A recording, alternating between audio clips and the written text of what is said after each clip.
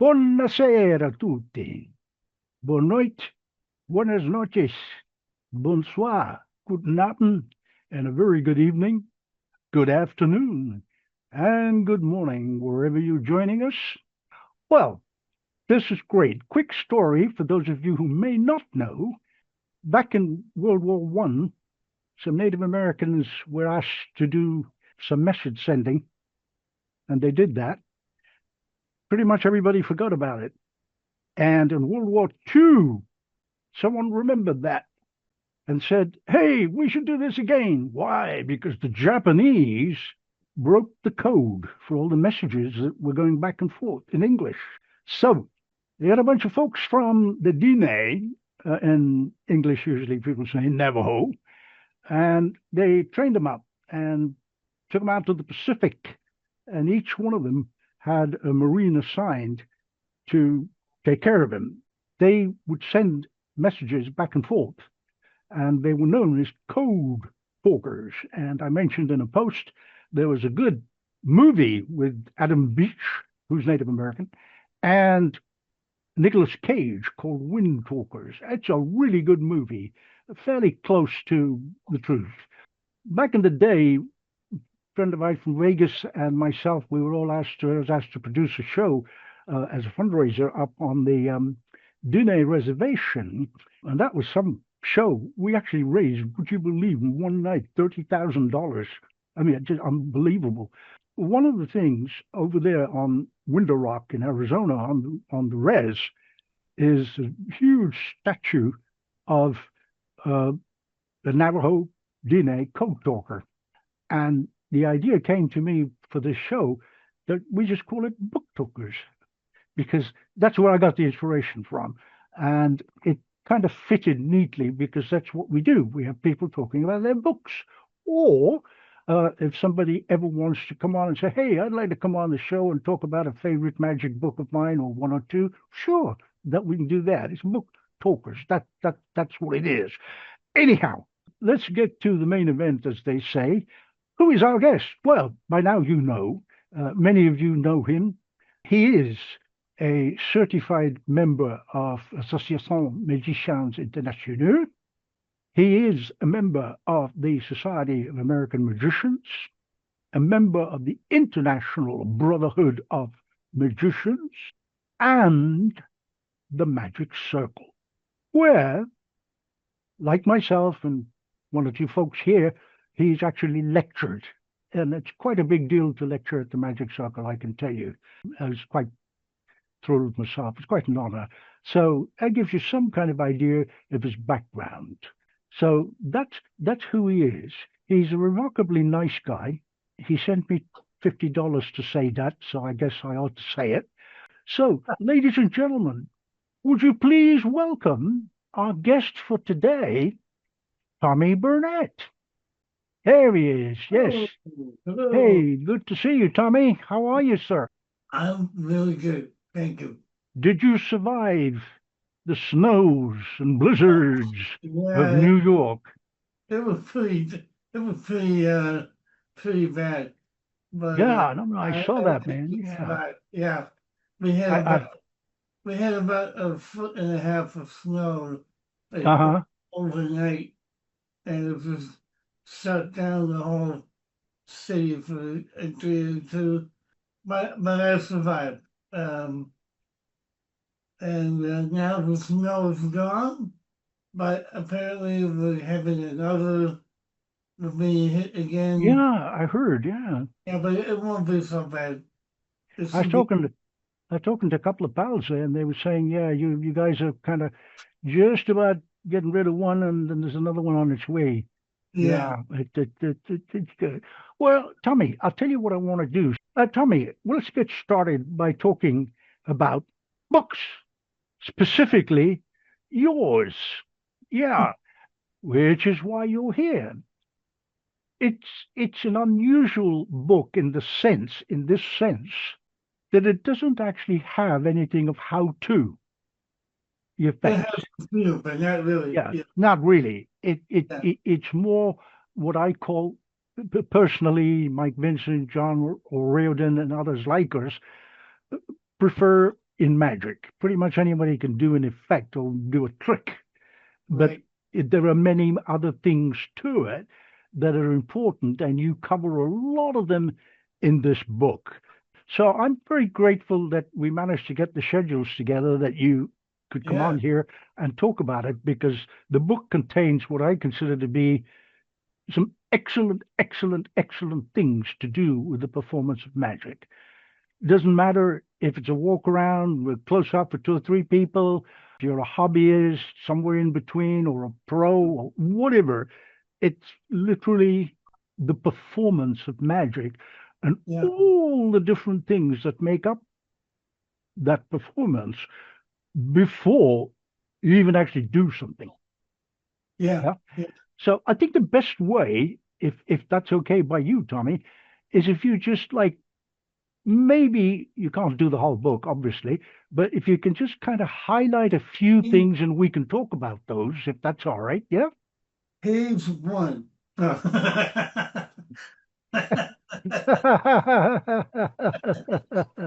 Yeah.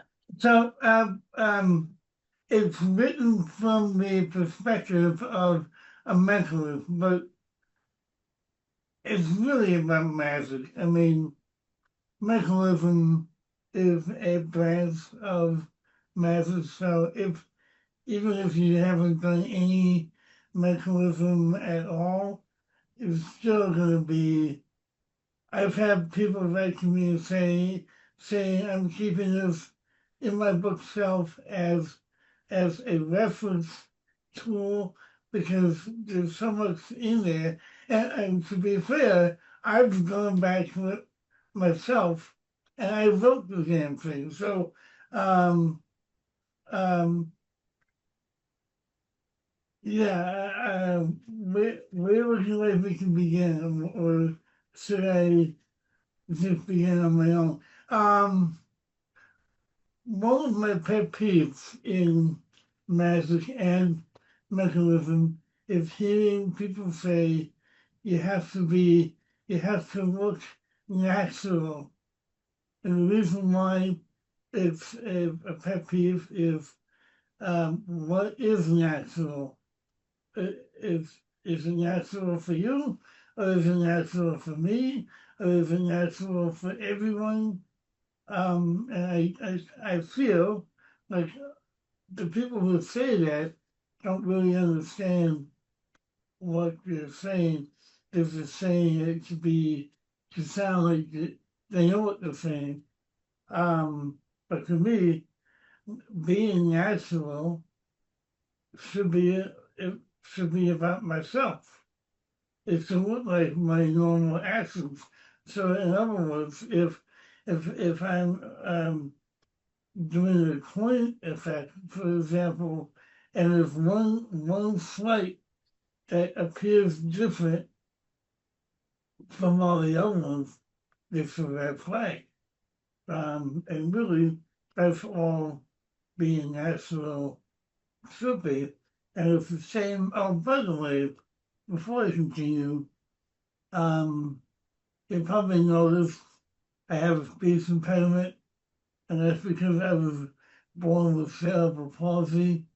So um, I was destined to not be where I'm at today, and so you know, praise the universe because I really shouldn't be where I'm at.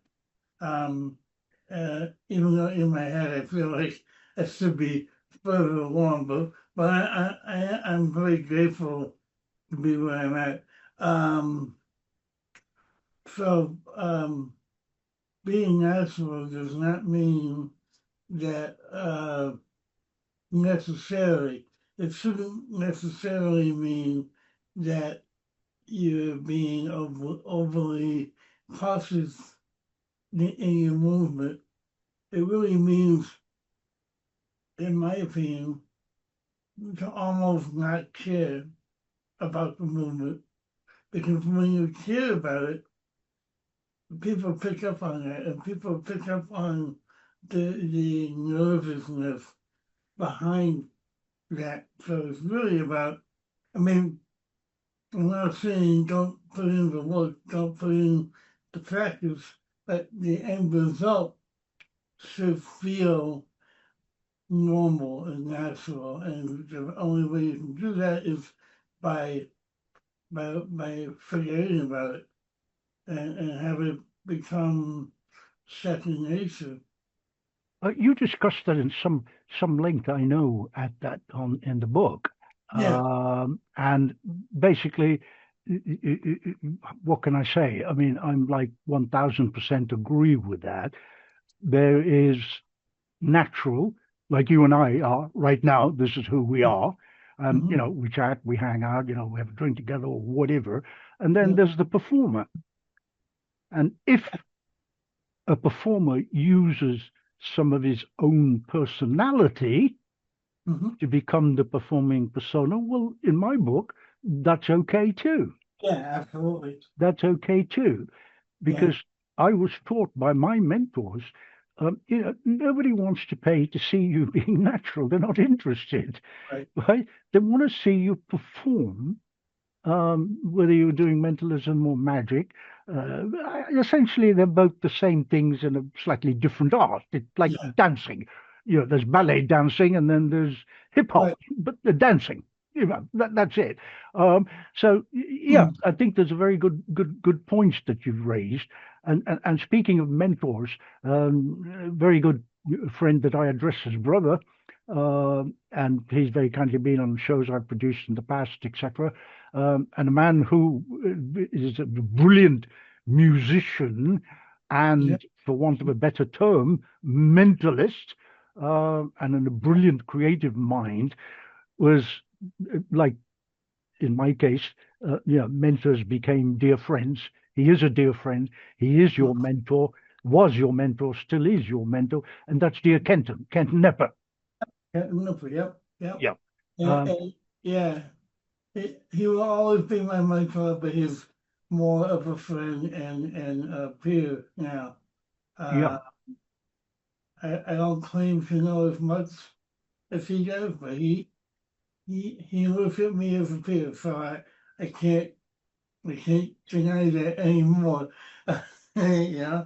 Um, and he wrote the foreword in my book, and Mm. I'm very honored about that. Um, I asked him, and I was afraid that he was going to say, "No, you're not ready for this. Why are you doing this?" And he was like, "Wow." He read the book, and he was like, "There's only one thing I would change, and that was um, Well,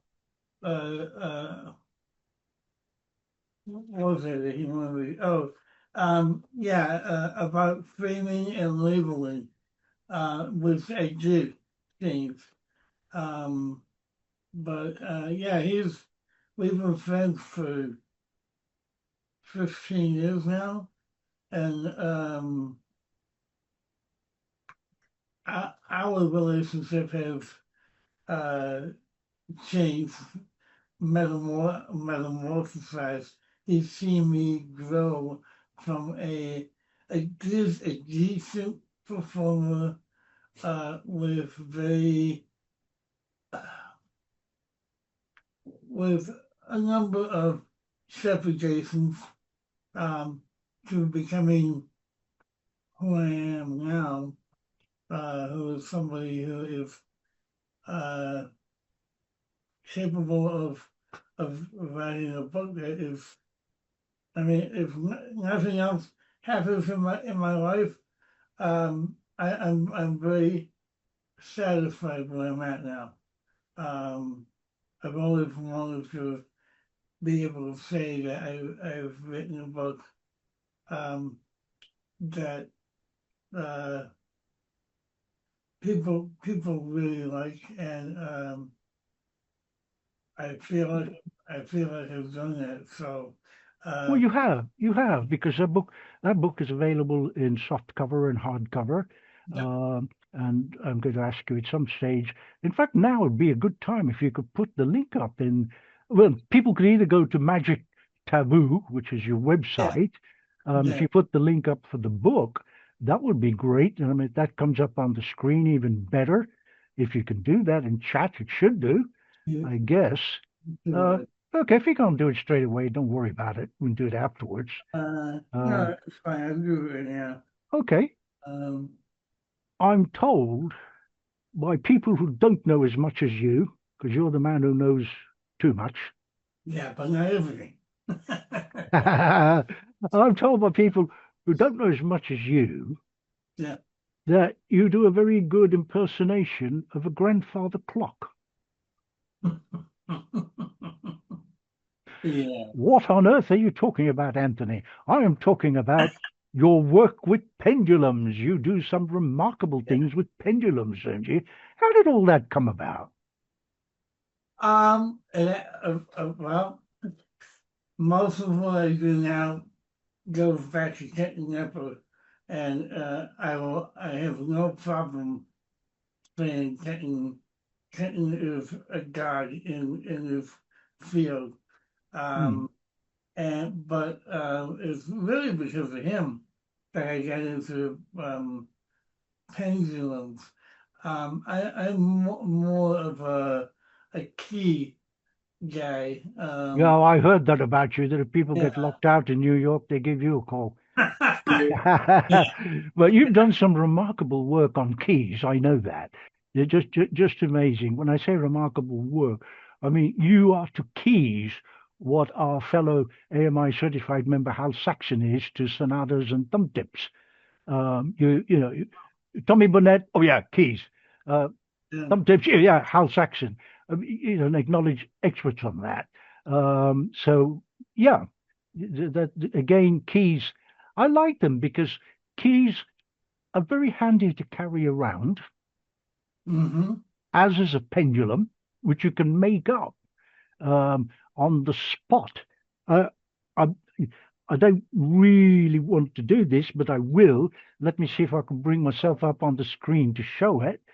I always carry this, yeah, always.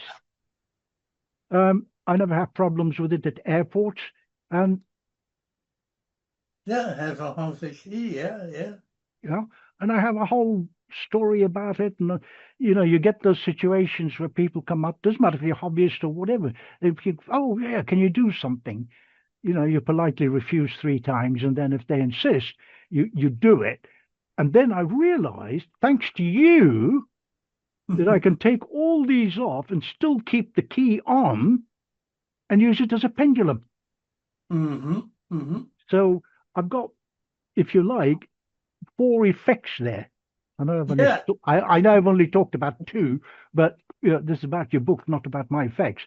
Um, and I'm just saying that's handy. And if you really think about keys and pendulums, I yeah, honestly urge you, to have a talk with Tommy. Have a look at some of his products on Magic Taboo, and some of his thinking is really very, very interesting because, like myself, you take old principles that have been around for a while and give them a kind of new twist. Would that be a good, fair way of putting it? yeah. I mean, a lot of my not all, but a lot of my stuff on that site is um old old effects that have been twisted and either made more current or Mm, um like for example we've all seen the ESP plus mm, you max you have that max. So I have a number of different sets. One is a candle, a book, a mirror, and other sorts like that. And if if a little storyline that goes with that, then I have one that is sort of H.P. Lovecraft drawings, and then I have one that's an Egyptian hmm motif, but it's basically the same effect. But uh, you know, I I love ESP cards. I Hmm. I even designed my own ESP Right. card. Is now coming out for the 19 is it the 1914 or the 14 is the 1914 was got bought out by Alex Zam. They Right. they finally got around to me and said we're putting it out, so hopefully you guys will see it.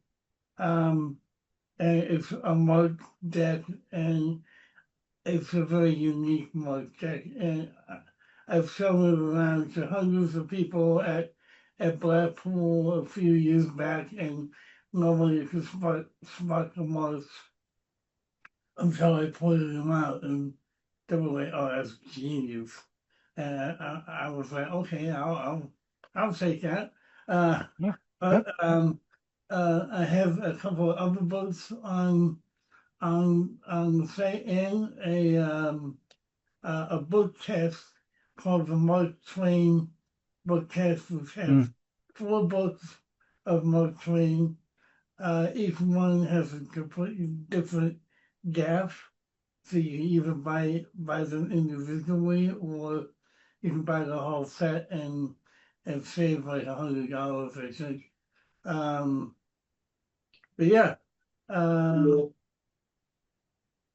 Oh, that's okay. I don't know what that was, but there we are. It uh, wasn't me. Let's bring you back to this book because I know yeah, that you're working on a manuscript for another one. Yeah. yeah, yeah. Uh, this this this particular book. How long did it take you to put all this together, Tommy? It took about altogether. It took about 18 months. It That's took, pretty good when you think about it. Yeah. it took me about 6 months to figure out what I wanted to be in the book, and then about mm, almost a month for each. So Yeah. longer than that, almost about a month for each chapter. So probably closer to 2 years now. Um, and it came out in June of last year. Yeah. I sold over 100 copies, but That's great. I'd like to sell more. So Yeah. uh, But as you say, yeah. it's a reference book, and I was particularly interested with a lot of the topics that you centered on. Obviously, we can't talk about all of them, but there are Right. some of them which are really, really important in the performance and the presentation of magic. What do I mean by that? Well, some time back now, some of you may remember, um, we still do. We still have the Darkstone dossiers. But Howard Hamburg was on the Darkstone dossiers, and I love and Howard. it was a little while back. So I was probably, yeah, in my late 60s. Okay. Yeah, I've been around. I've done everything. I'm not the greatest, but I've been there, done everything, whatever. And like most of us, okay, we have a particular routine with sponge balls. Mm-hmm. Now, it was absolutely amazing to me, even at that age and having been around for more years than I care to remember. I learned something from that, which brings us to what you were talking about and possibly what you were about to talk about. To paraphrase, Howard had said, "How many do you have in your hand?" Which is what I've done and many of us have done over the years. Mm-hmm. And he told a story, and I believe it was Larry Oh, yeah, Paul's coming in. It was uh, Larry Jennings, who he credited to. I don't remember, but I think it was. But anyway, that's not important. Who mm-hmm. turned and said, "How many should you have in your hand?" Mm-hmm. Mm-hmm. Boom. Yeah. One word, Yeah. one word made the whole difference with how it comes across to an audience. How many do you have in your hand? Ha ha, fooled you. There's three, not two. how many should you have? There's a wonderful kind of interplay. So, whatever magic you're doing, I think some of the quotes that you're about to share with us talks about that, doesn't it? How you relate to audiences. Share with us a little bit about that side of the book. Yeah, well, it starts out with the psychology of belief. And, I was just going to read directly from my notes and then I'll expound. Belief is currency in mentalism and magic. Everything depends on your audience's belief in what you're doing, um, or what you're demonstrating, or even yourself. For me, they say when you first come on stage, you may have about 10 minutes to get your audience to like you. Mm, Having cerebral palsy, I feel like I don't have that much time. I feel like I might have between 2 and 5 minutes to get because I have to deviate through the typical. Oh wait, what do you say? What is it him or is it me? What am I missing here? Um, and I it took me a while to figure that out. But once I was able to realize that all I needed to do was, for lack of a better way of putting it, humanize my my disability or my whatever you want to call it. I don't call it a disability, but just so you know what I'm talking about. It feels sometimes like a disability, but it's really not. Um, because people don't want to be fooled. Um, they want to experience wonder. They want to, I often tell people, remember when you were a child and the first time you saw a magician, even if it was just taking a coin out of your ear, the way it made you feel. People are constantly looking for that in a world of distraction right now, particularly now, um, with everybody hating on each other. Um, Nobody wants to get fooled. Nobody wants to get caught. right, You know. right, Uh, right. so going back to something that Kenton Netflix said to me in the very beginning, and really hit home for me, um, is I need to make a connection with my Mm, audience right away, right away. Um, and once that connection is made, I can have them follow me. I can do something really simple and they'll be like, whoa, you know. Um, so I kind of feel like I went through a few different points, but mhm, the main point is belief, and the only way I can get my audience to believe in it is if I believe in it myself. Because if there's anything, but I don't do everything in mentalism. I mm, know how to do a lot of it, but I don't perform it all because, in my opinion, I don't think I can make it believable, and there are far more qualified performers who can't. So, uh, I do a little bit of everything, like metal bending. I do mhm, metal bending really well, but it, it really doesn't suit my style. So I do very little. I used to do a lot when I was younger, because I thought it was really cool, and I thought other people would think it was really cool. But I think looking back, people didn't think that way because they felt me thinking that it was so great. Um, they didn't buy it. They thought it was sick. Uh, Right. you know. Um, so What's another thing that you've made a note of there that from the book? yeah. Uh, So give us a phrase or two. yeah. So I mentioned a quote from Kitten again. Meaning is the greatest misdirection.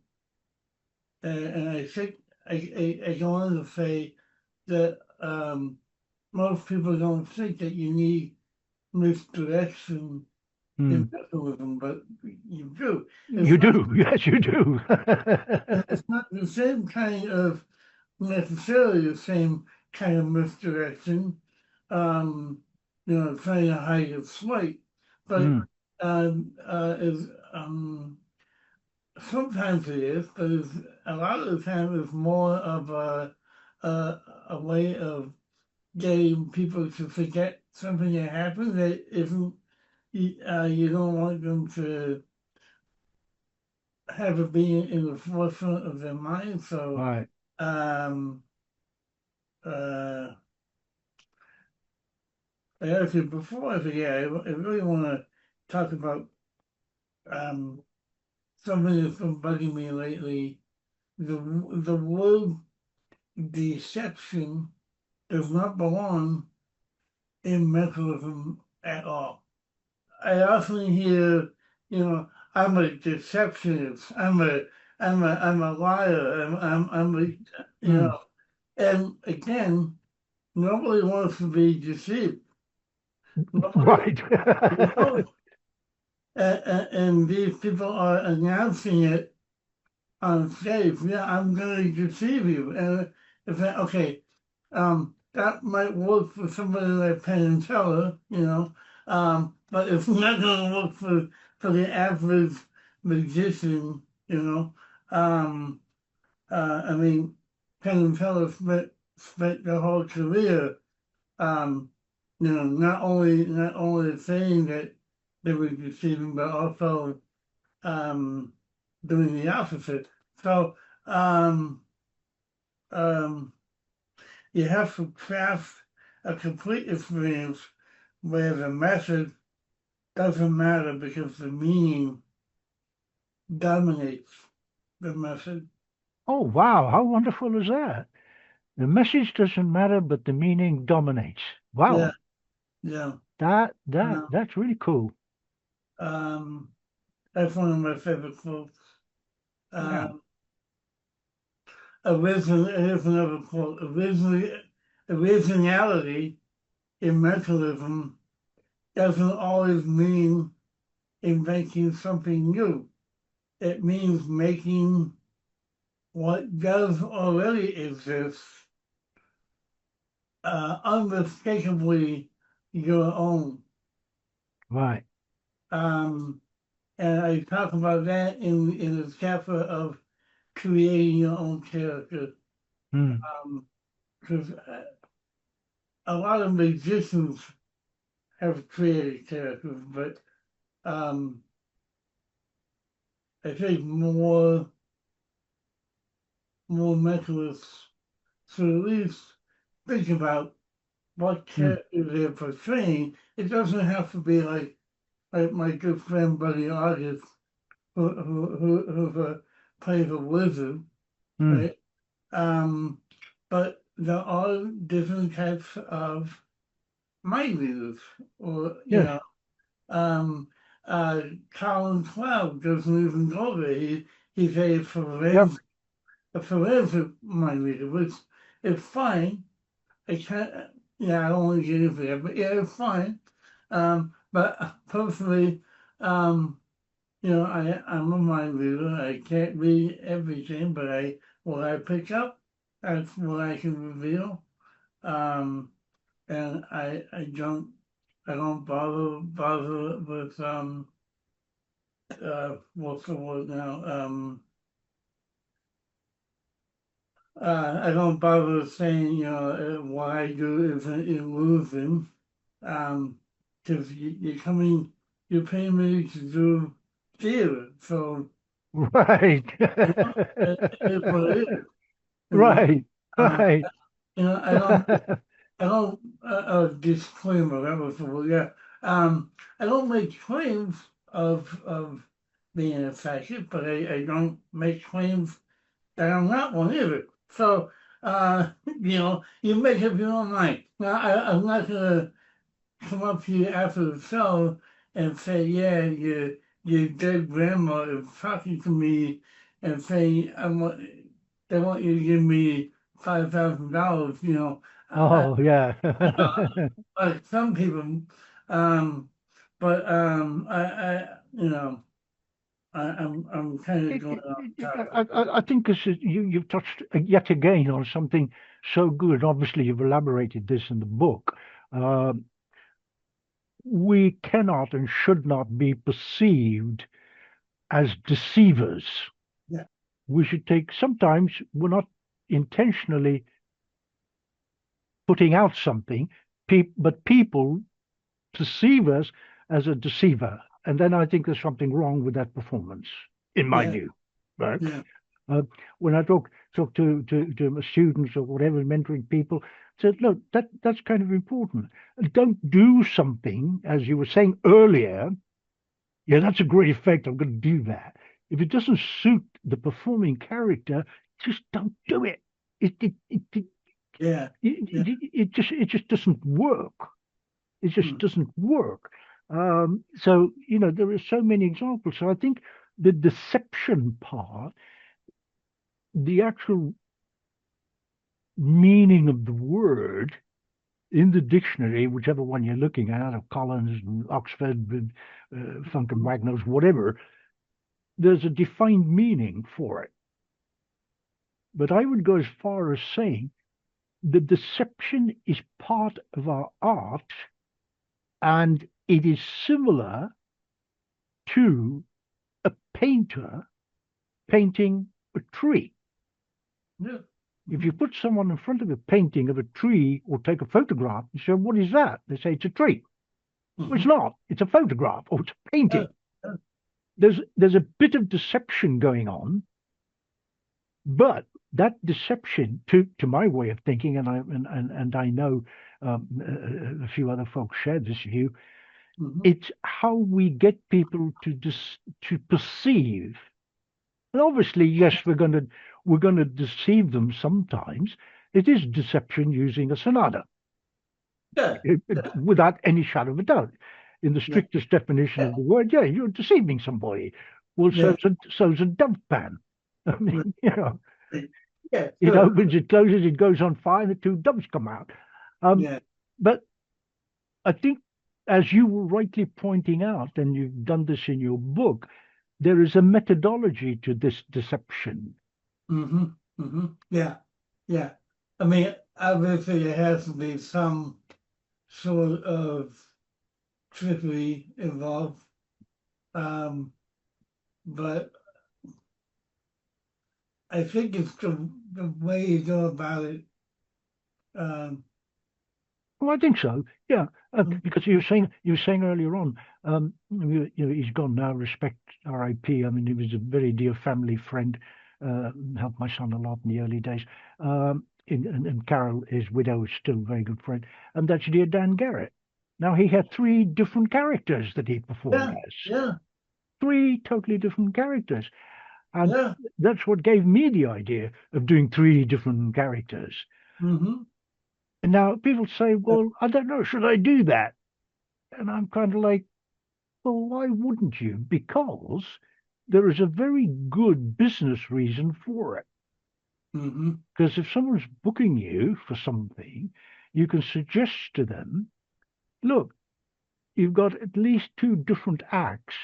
We're only paying for one flight, one hotel room, and Yeah. one Yeah. fee, rather than all the money you're spending on another performer to do something else. So you Mm-hmm. go into the character, which is totally different from the normal kind of performing character. Mm-hmm. Now, some people, and quite rightly, say, no, I want to stick with the one character. Yeah. And a great example of that is dear Michael Finney. I mean, he's been doing the card on the forehead, since Noah built the ark. And people book him exactly for that. They Yeah. know what's going to happen. They don't care. They want that. Mm-hmm. Mm-hmm. And Yeah. that is a classic example, just come to my mind. That is a classic example of deception used as misdirection. Yeah. I I, defy uh, any magician to spot, even on a video, he's going to put the card on his forehead, but I defy anyone to spot when. You have to watch that video 2 or 3 times before you mhm, spot it, right? Another mhm, guy that I absolutely love as a brother, and I hate him with a vengeance. He's sitting here in the room. His name is Hal Saxon. He has this wonderful habit of sort of touching this thing, adjusting his glasses or taking them off and putting it in. I know what he's done with the thumb tip, but I can't see him doing it. And it mhm, annoys the heck. Annoys in a nice way, of course. It's a tribute to him, really, when I say that. And I'm using him as an example because if you watch some of his work, that is exactly it. mhm. As you were saying earlier on, it's not saying, oh, well, yeah, it's a thumb tip. Yeah, it's a thumb tip. But if you watch my dear pal and mentor from the old days, respect RIP to him, and I know Hal honors him greatly, and that's dear Pat Page. Right. He Yeah. has a whole thing on thumb tips. Yeah. You know? So yes. What's another quote from the book, Tommy, that you'd So, like to give us? yeah. I will. So about scripting. Uh, Ah, yeah. So, um, um, sorry. I forgot somebody's name. I had to look it up. that's all right. Um, uh, Go to a different quote. yeah. So before we go to this, and still talking about character, Hmm. Pop Hayden, Yeah. Hayden, did a lecture here, I don't know, 8, 9 years ago, and um, he went through about an hour of his lecture and then started talking about coming up with a character, and he loves his accent. And I Hmm. was like, wait a minute, I thought the accent was real, Yeah. and it's not. It's It's a the character. yeah. Well, I mean, he's from like Maine, but he has Yeah. he talks with a southern accent the whole time. Um, but only for about a minute, and then he picks it back up again. And I was like, wow, I was a little bit jealous because even though I can do an accent, it doesn't really work with my speech impairment. Um, people will still know it was me. you know. um, You um, don't have to have an accent I know. in for the Of not. character. It helps. Yeah. Yeah. I like it because I love theatre, and that's a word you mentioned. Right. Dear Eugene mentioned it. Most of us have been around agree with that. All magic is theatre. I remember when I Yeah. did my lecture way back in the day at the Magic Circle, somebody came up to me and he said, "It's the first time I realized that what I do is theatre." And I said, "Oh, great. Thank you very much. What is it you do?" He said, "I do table hopping." He said, "But the way Mhm. you explained it, I never realized that was my stage. That space between those people sitting at the table and where I'm standing, that's my theatre. Yeah. And that my theatre is probably 2 or 3 other tables who are listening to what I'm saying, eavesdropping, and hoping I'd go over to them." I thought, oh, okay, great. So it's and then of course, going to the other end of the spectrum. TV is a whole different beast. People think, Yeah, well, I do this here, and that's fine. But if you book for TV, there are a whole load of things to consider before yeah, you you may not even do your best effect because it just doesn't work for the camera. yeah, That's it. Yeah. yeah. Did you think and pull up on your notes another quote, Tommy? Yeah, but I mean, you keep bringing things up, as far as like um, the stage.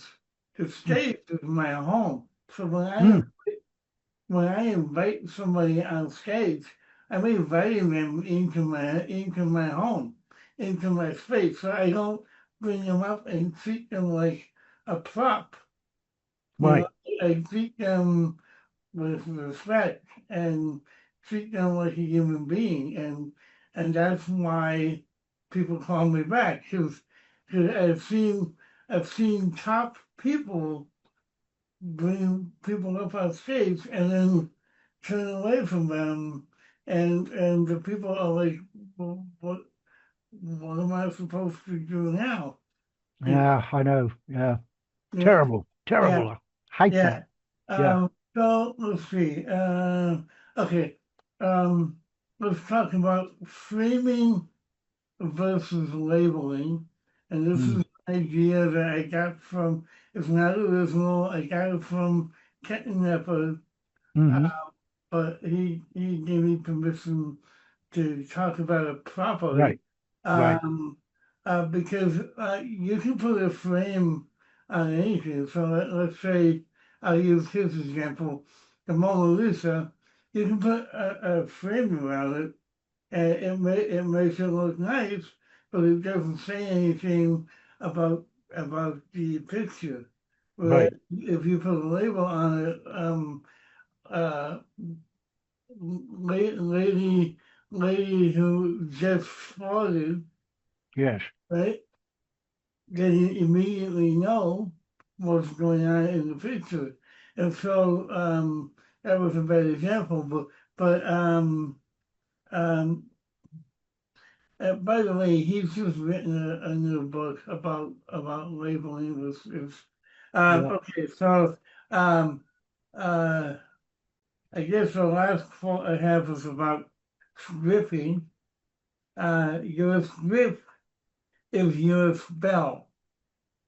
Every word is a deliberate tool to, to shape belief, justify the method, and to deliver emotion, to disarm skepticism, and to wrap the impossible inside the poetic. Wow. That's very cool. I love that quote. Yeah. I changed I I changed that quote at least 5 times to get it exactly the way I wanted it. But yeah, not everything I do is scripted per se. I'd say about 70% of it is scripted, but I'm very yeah, I'm gonna say this. I am very good at improv and ad living. So the other half is improv and ad libbing. Um, but I wouldn't necessarily recommend that. Although I know a lot of people, a lot of professionals who don't script, but they have the idea of what they're going to say in mind. Um, and as long as somebody has that capability, I don't see it as really a problem. The point of scripting is if you think about writing a script for a movie or a Mm, play, mm. um, it makes sense. And really depend. Yeah, there, there's so many people out there who have opinions on on what is right and what is wrong. I don't want to come across as one of those guys because if I'm wrong, I'm wrong. Mm. All I can say is, my experience has been Yeah. that as long as I can connect with Mm. somebody, Peter Turner said the best way to me one day. He said, if I have 5 minutes um, with a participant and I had a choice to either do a phenomenal piece of mechanism or get to know them a little bit and make a connection, I choose to make a connection. Absolutely. And Okay. that's how I feel too. So um, yeah. Well, that's. I mean, you've given us a fairly good taste of the book in some ways, and I don't mean this in a bad way. I mean, I mean it in a good way. We we can only do a flavor Right, of your book, any book. We can only do right, a flavor of it. You can't, actually talk. You have to sit down and read it. exactly. Yeah, You have to kind of get with it, look at it, and go, no, I don't like that. I don't like this.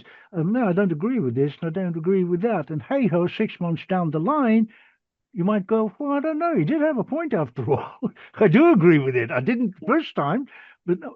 So this happens, and I think the important thing here, and I know John O'Riordan would join me right up in the forefront on this, and one of our members, Frank Zach, is on the board of. I mean, books. That's it. I mean, yes, okay. There's YouTube. There's all kinds of stuff, and then back in the day there was DVD. It was all wonderful and marvelous. I'm not knocking them. I'm not knocking them. But books, no matter if it's a big fat tome or it's a slim book, whatever it is, mhm, that's it. That's it. You sit there and it depends how you're approaching this book. right. Yeah, If you approach a book and kind of go, yeah, that's going to show me something, and there is that school that goes, yeah, well, there it is, it's in the book, or I just want to watch the YouTube video or watch something else, and I'm going to copy that and do it. And it's just, to me, I'm sorry to say, and it's just to me, it's my yeah, opinion. A few others share it. Uh, you're not really doing yourself any justice because you can be capable of so much more. right. No one's saying you got to look at the book and tell you, well, okay, yeah, you look at the book, The Royal Road to Card Magic. And there's only one way to do a top change. Right. Yes, but that's the technical part. It's like saying, yeah, the only way you're going to run this car is to put a motor in it. Well, yeah, duh. Yes, otherwise it's not going to run. Yeah. Now, when you start thinking about what kind of motor, how does that work? Is it an automatic or is it a stick shift? All these things then come into play afterwards. But the essential of, well, it needs a motor in this car for it to go anywhere. Otherwise, you're Fred Flintstone, whatever. Yeah. Uh, so thank you, Tommy, for this. I think it's been, well, certainly for me anyway, an eye opener. I knew it would be. So what I'm going to do now is to open it up to questions and chats and You talked about taking notes. I just enthralled, taking lots of notes. Absolutely love what you're talking about. Oh, Tommy, Exactly. Good to great see. to see you. And pearls of wisdom there, pearls of wisdom. I just wish the youngsters could watch more of this and learn from your experience and from the experience in the group here. And just going on to books, I always smile when the Royal Road to Card Magic is mentioned because that's my favorite, and I do quite a lot from the Royal Road. And Mhm. magicians I know that have the copy don't know it's in the book. You know, Right. they say if they say, well, where did you get that from? I say, studied the Royal Road to Card Magic. And they say, I've had that for years. I've never seen that. So Hmm. the best secrets are hidden in books, aren't they? You know, as Anthony was saying, when you read a book, you put your own thoughts on the book. You read it, you reread it, then you Yeah. say, how can I do it to suit myself? Because what you were saying earlier on about being natural, it's learning who you are. I think that's important. If you have trusted people around you to give you the right feedback, the feedback to help you. I'm not talking about criticism. I'm not talking about just helpful feedback that we might do something that we may not know we do it, and it may be a telltale thing when a coin vanishes, for example, or whatever. So I think being natural, learning who you are, and it's also the going back to that unconscious incompetent model. You know, if you're all familiar with it, you could be unconscious incompetent, then you become conscious that you can't do something, and then you start to be competent, and then you become unconscious competent. And I think once you do that, it's like driving a car or whatever. You do it without thinking, and I think that comes through great practice, rehearsal, and I think scripting comes into that as well. I don't myself, because I'm a bit lazy, I don't really write a lot of scripting down, but by performance, I learn like storytelling or examples or maybe third party.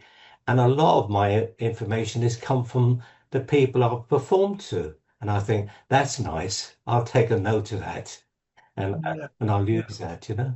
So it's listening to your audience. But I really, really enjoyed this segment tonight. I respect you as a magician, and as I do with people around here tonight, it's learning, not tricks, it's learning the emotional part about magic, what's in, and inspiring people with magic.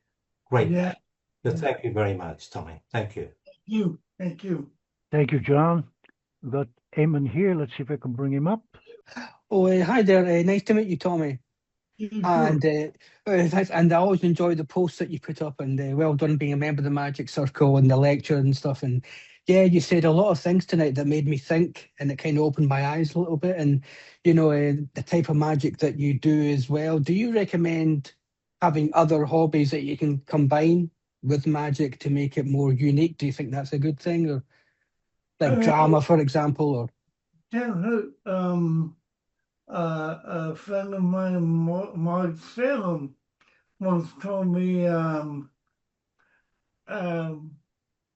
try and learn as much of everything else as possible. So if you never know, when somebody talks about, Wall Street, if you know a little bit about Wall Street, you can add that into your mind reading. So Yeah. I don't do that as much as I used to, but because I gave up reading and watching the news many years ago. So I don't pick up a newspaper anymore, but I used to, and I used to use it when I do like approach somebody at a gig. But yeah, absolutely. Do you have a hobby besides math?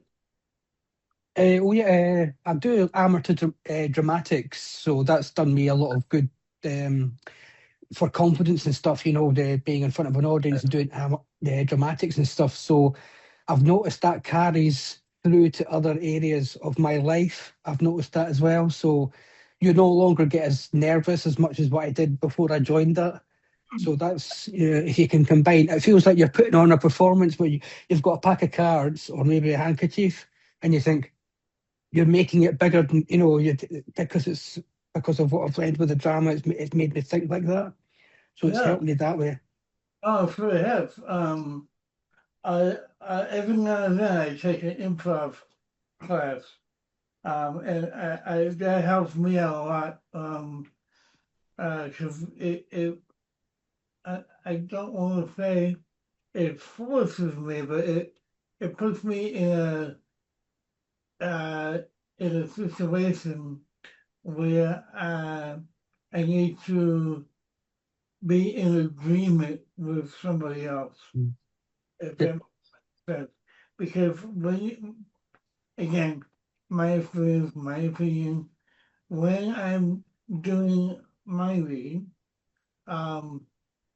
I want them to feel like I'm really going inside their head. I don't want it to be like spouting information. So I add other things that I can pick up through observation. Um, and here's a little tip. If you're starting out doing readings, start reading yourself and spell it out to the other person, because 9 times out of 10 they will relate to that. So in other words, I see you as a very creative individual, but you don't always feel that way. Sometimes you feel like pulling back a little bit because you don't think that other people are going to buy what you're selling, if that makes any sense. But I feel like if you dig a little bit deeper, you're gonna find that sweet spot in yourself that will open up and make you feel more confident. If I'm making Yeah. it, yeah, Yeah. yeah. Thanks very much, Tommy. Thank you. And that was all basically me talking about myself. But it made sense to you, right? Yeah. Oh, if instead of buying from the website, I can give you guys a discount. Um, right now I'm only selling the hardcover, which is $100, but for AMI certified members, I can give it to you for $80 plus shipping. So That's a good deal because and it's worthwhile because both you guys are in the States, yeah, so the shipping and all that kind of stuff is fairly easy. But because it's Amazon, you can use different locations on the planet, and you right. manage to get that to me. Yeah, just saying. So if you guys are in the States, it's actually fairly straightforward. Tommy's been very kind. It's not something I asked him to do. He's just done that himself just Yeah. now. So he's been very kind. And I can't think internationally because my printer has Ah, has uh, what do you call it? Distribution centers all over the world. oh, okay. Problem is, I won't be able to necessarily sign it for you. It will go directly from the printer to you. If you want me to sign it, I'll have to order it first. It will come from me. I'll sign it, and then I'll send it out again. Or it is on Amazon. You can't get it on Amazon in the UK. The problem is they don't pay me the same amount of money that I get off my own site. And it's fine if it's easier to do it on Amazon, do it on Amazon. Um, but if you want me to sign it, I can still do it for $80, but I'll have to order it and then sign it and then send it out. Oh, well, that's useful to know. Yeah. Okay, that's useful to know. Uh, so you can basically, if someone was in Spain or England and they wanted a Yeah, copy, they approach you directly and they yeah. get a signed copy. I haven't done it yet, but what I'll do is I'll put um, a discount code, which will be, let's say, AMI80. Hmm. I'll put it in the it'll say AMIE, which would mean AMI people get the book for $80 plus shipping. Okay. But I'm doing now because I haven't put it on the website yet. But Okay. I will. Well, I guess meanwhile, people can just get in touch with you on Facebook. You can do that. Yeah. Yeah. Okay. Right. There you go. You're on screen now. Great. Good. Excellent. Well done. Is that what you want? You just want me? Yeah. No, just you. Yeah. No, just you. Yeah.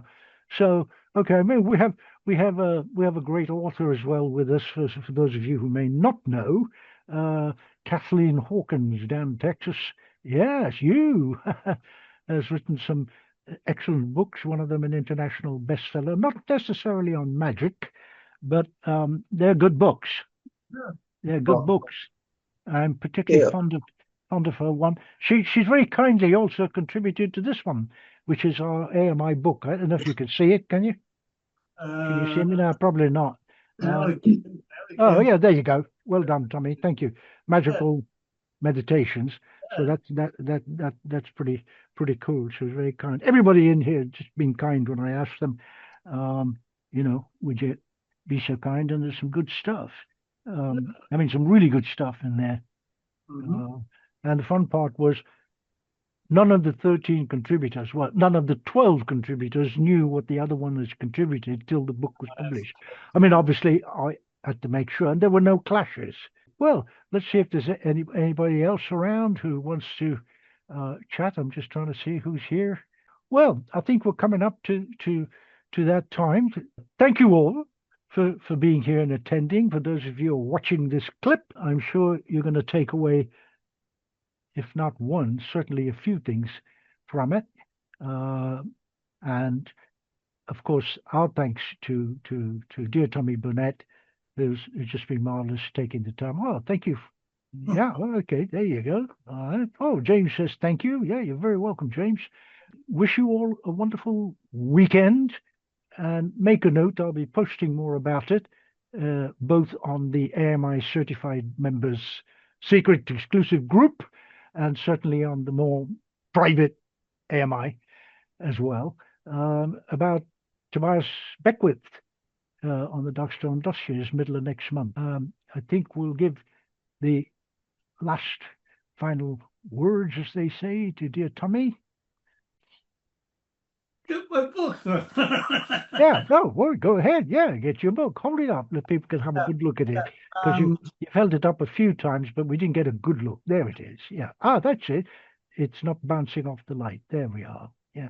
What does that say there? A professional guide to mentalism, meaning, and the moments that last. Yes. Yep. A professional guide to mentalism, meaning, and the moments that last. Yeah. I think the second sentence is probably the most important part of that. Yeah. Yeah. So thank you all for giving this meaning as we've done. Have a great Sunday and have a great week. You too. Thank you. Thank you so much. Bye bye, everybody. Thank Good you. night, all. Good. Have a good night.